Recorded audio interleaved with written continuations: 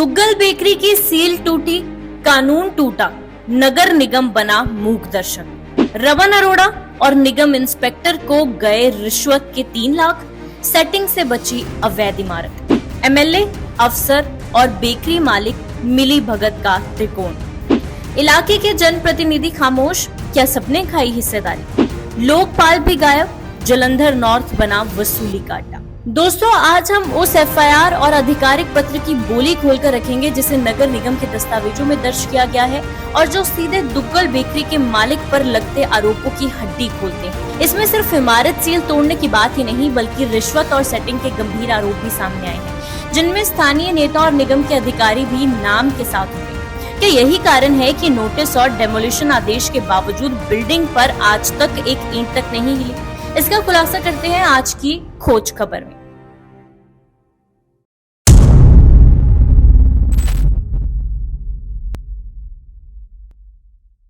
भट्टा road, Kishanpura, Jalandhar. Duggal bakery के नाम पर खड़ी उस बहुमंजिली इमारत की कहानी अब सिर्फ ईंट पत्थर तक नहीं रही। मोहरों और नोटिसों के बावजूद वह इमारत खुलकर काम कर रही है और अब एफआईआर में दर्ज तथ्यों के हवाले से आरोप उठे हैं जिनका जवाब देने लायक नहीं। एफआईआर में लिखा गया है कि शहर निगम ने जब इस इमारत को रिहायशी ढांचे के रूप में सिर्फ ग्राउंड फ्लोर, फर्स्ट फ्लोर और मॉन्टी के लिए पास किया था तो मालिक ने उसे कमर्शियल 4 मंजिला में बदल दिया और बेकरी बिजनेस चला दिया। शिकायत मिलने पर विजिलेंस ब्यूरो की जांच और आयुक्ता के आदेशों पर इमारत को 30 अगस्त 2024 को सील किया गया, मगर स्थानीय स्त्रोतों और एफआईआर के मुताबिक मालिक निर्माता ने बार बार सील तोड़ा। 31 दिसंबर 2024 पर फिर से सील और फिर 1 जनवरी 2025 को फिर तोड़ दिया गया और यही टूट फूट का सिलसिला अब मुकदमे तक पहुंचा। सबसे संवेदनशील हिस्सा वह एलिगेशन है जो सीधे रिश्वत लेन देन का बोलता है। एफआईआर और स्थानीय लोगों के हवाले से कहा जा रहा है कि एमएलए रमन अरोड़ा ने बेकरी मालिक से पहले 10 लाख की मांग रखी और मामला निपटने का डील सिर्फ 3 लाख पर हुआ और उसी 3 लाख की निधि का एक हिस्सा निगम के बिल्डिंग इंस्पेक्टर हरप्रीत कौर के पास पहुंचा, जैसा कि हम एक स्टोरी में आपको पहले भी दिखा चुके हैं। और बिल्डिंग इंस्पेक्टर जेल भी जा चुकी है और हैरानी की बात यह है कि एमएलए के जेल जाने के बाद भी क्या नगर निगम अफसर वसूली करते रहे, जो आज तक खुलेआम यहाँ काम धड़ल्ले से चल रहा है। यहाँ 2 सवाल सीधे जनता के सामने आते हैं। अगर सचमुच रिश्वत का खेल खेला गया तो क्या यही वजह है कि नगर निगम के नोटिस और डेमोलिशन आदेश बेअसर दिखे?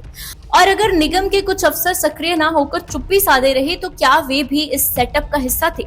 एफआईआर में नाम दर्ज शुदा है मालिक श्री संजीव कुमार और तो सरकारी पत्र में कहा गया कि सील तोड़कर इमारत खोलना एक संगीन अपराध है जिसके खिलाफ संबंधित धाराएं लागू करने के निर्देश दिए गए हैं। दूसरा बड़ा एंगल जो खोज खबर पहले भी उठाता रहा वो है एमएलए और नगर निगम अफसरों की मिलीभगत। मीडिया रिपोर्ट्स में जलंधर सेंट्रल एमएलए रमन अरोड़ा का नाम भ्रष्टाचार वसूली चक्र में आ चुका है। विजिलेंस की कार्यवाहियों में कुछ नगर अधिकारी भी संलिप्त पाए गए और एक म्युनिसिपल इंस्पेक्टर हरप्रीत कौर के गिरफ्तार होने की खबरें आई।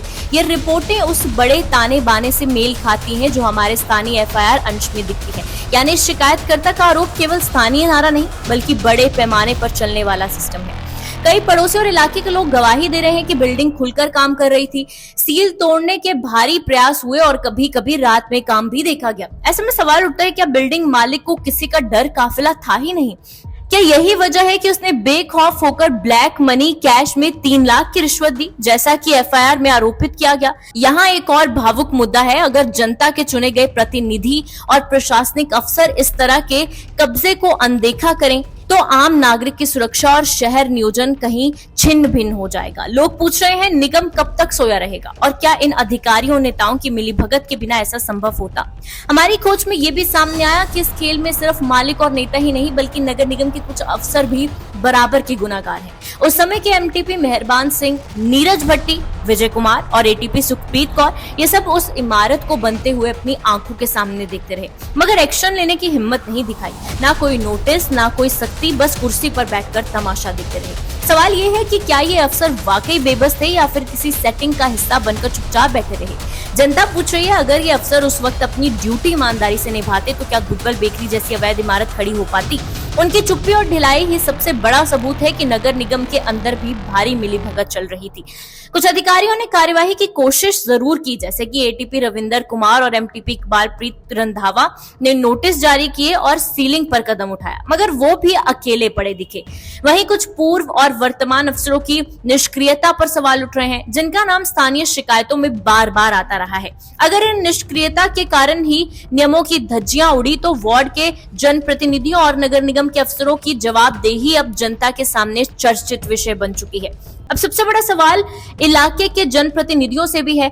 हल्का इंचार्ज दिनेश ढल, बीजेपी नेता कीडी भंडारी और एमएलए बाबा हेनरी, ये सब आखिर खामोश क्यों हैं? अपने ही इलाके में 4 मंजिला अवैध इमारत खड़ी हो गई, सील टूटी, एफआईआर तक दर्ज हुई, रिश्वत के आरोप खुलेआम उड़ रहे हैं, मगर इन जनप्रतिनिधियों ने एक बार बयान तक नहीं दिया। आखिर क्यों? क्या इन सब ने भी हिस्सेदारी खाई है? क्या जनता ने इन्हें इसी दिन के लिए चुना था कि अपने इलाके में हो रहे गैर कानूनी खेल पर आंखें मूंद ली? और सबसे बड़ा सवाल, लोकपाल कहाँ है, जिसे जनता की शिकायत सुनने के लिए बनाया गया, वो भी इस पूरे मामले में गायब है। तो क्या अब जालंधर नॉर्थ सच में भ्रष्टाचार और वसूली का अड्डा बन चुका है, जहां कोई भी खुलकर अवैध काम कर सकता है? आपको क्या लगता है? आप भी अपनी राय कमेंट बॉक्स में जरूर दें। वीडियो को ज्यादा से ज्यादा शेयर करें और हमारे चैनल को फॉलो करना ना भूलें। हमारे YouTube चैनल को भी जरूर सब्सक्राइब कर बेल आइकन को प्रेस करें ताकि हमारे आने वाले वीडियोस के नोटिफिकेशंस सबसे पहले आप तक पहुंच सकें।